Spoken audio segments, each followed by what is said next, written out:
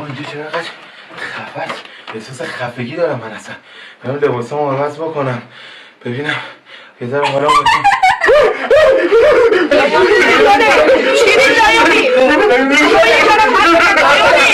چی شده من؟ چی دیدی؟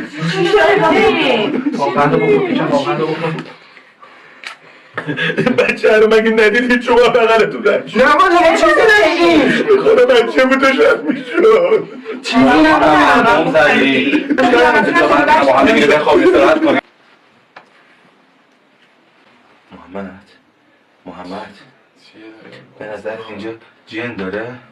جن کجا بود؟ بذار بخوابیم دایی اون تو توهم زدی. به خدا من جن دیدم اینجا. خسته بذار بخوابیم. بچه رو به خدا من اینجا دیدمش ها. مطمئن اینجا جن داشت؟ آره. خب پس به یه کاری بکنیم. چیکار کنیم؟ میخوای یه احضار جن کنم؟ خطرناک نباشه. نه خطرناک نیست. مطمئن شی ببینیم چیه.